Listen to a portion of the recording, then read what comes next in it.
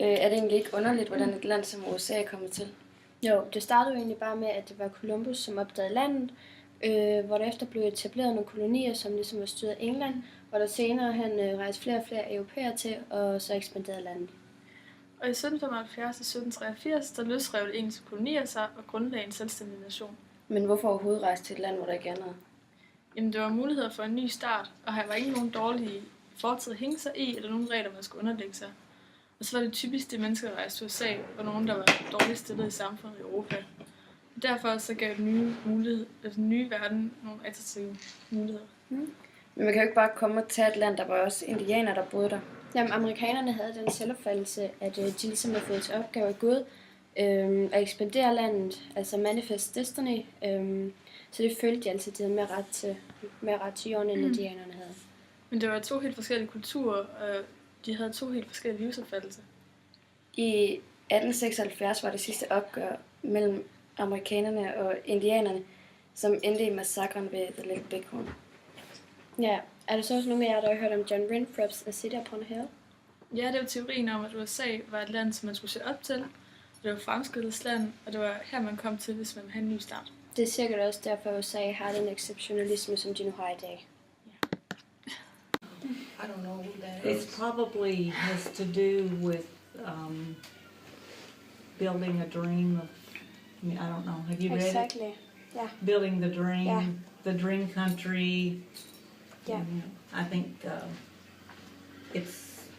I studied it in American history, and I think it's good to have a dream, but there's usually the dream doesn't turn out exactly as you planned it. There's always a change in how you had the idea of how it was going to be, and then it goes a little bit differently. Yeah. different direction? Yes. Yeah. The Civil War. Okay, about how it's affected us? Yeah. Okay. I think the Civil War has caused there still to be some ill feelings between the people from the North and the people from the South. Even though we're a united country, that has probably been one of the most divisive issues. And a lot of people in the South believed that the North had economic reasons for wanting to go to war. And of course the people in the South were very wealthy because of slavery. It made them very wealthy. They grew cotton and tobacco and other products, and they were able to sell them cheaper than the people in the North. And so it was the competition, the idea of competition. So after the war, then a lot of the cities in the South had been bombed. The houses were destroyed, the plantations were gone. They had no more slaves, so their way of life was totally destroyed. So there was it took a long time to get over that. And then that's the southern viewpoint, which is where I'm from. On the other hand, morally, it's not, I don't believe that it's to own people. They're not, no person should be owned by another person. I don't believe that's morally correct. Yeah. But it still has created some racial issues today. I mean, it's there. You can't ignore the fact that it causes problems. And there's still a lot of Southern people, like I said, they still fly the Confederate flag. We fought terrorism in the Civil War, 1864. Why, terrorism not today. And there's a lot of racial issues with some people. It's still getting smaller with the new generation. But my generation, there's still, in the South, there's still a lot of resentment, for the Civil War. There's still a lot of racial, racism. It's not as bad as a lot of people think, but it's still there in a certain certain percentage of the population. And most of these people that feel that way live in rural, southern, out in the country. Well, the number one thing that I would say the American values is our freedom. Being able to do, within the Constitution what we can do or what we feel like we can seek employment any way we want to seek employment. It's legal. I mean, there's certain laws and restrictions. And my value, the American value is you can make as much money as you can, you want, or and do whatever you can legally. Being an American is believing in the Constitution of our Constitution. That's the big thing. Believing that we'll be strong, to defend ourselves, military-wise, and from a, there is as American, we have two. You hear the Republican and Democrats, but break it even further, you have a liberal and a conservative, and that's really hurting our country today. Is the fight between the liberals and the conservatives, in a sense, not cooperating. But being American is I'm a conservative, believe in less taxes, less, welfare, let people take care of themselves. I mean, I'm not saying throw them out to, eat if a person deserves it, and we should help them. But the freeloaders, I don't care if they're white, black, or whatever they are, the freeloaders, I don't think we should give them money just because they're freeloaders. But American is to be able to get out and get a job and make good for yourself, provide for your family, and be proud that you're doing that, Yeah.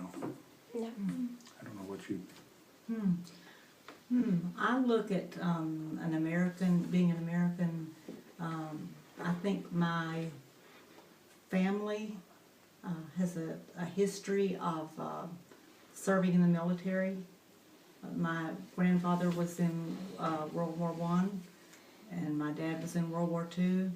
My son was in the Persian Gulf War, and so I have a great honor for the price that has been paid for me to be able to do the things that I enjoy doing, to be able to make choices, to be able to speak my opinions. And even though I may not agree with someone else, I think that it's important that they are able to speak their opinions. And so I think that's a big part of being an American. And I also think that being an American is something that we probably take for granted. Absolutely. If you think about all of the people who have ever lived in the world and how many of them have had an opportunity to grow up in a country where you had those freedoms, where you had those opportunities, where you could make a choice about what do I want to believe, do I want to, where do I want to go to school, what kind of music do I want to listen to, then there's not a lot of people who have ever lived who've had that opportunity. And so I think it's an opportunity, but it's also very big responsibility.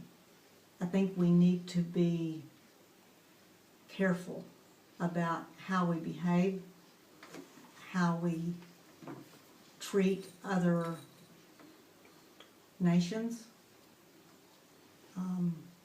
how we think of other cultures, and be accepting of all of those other cultures.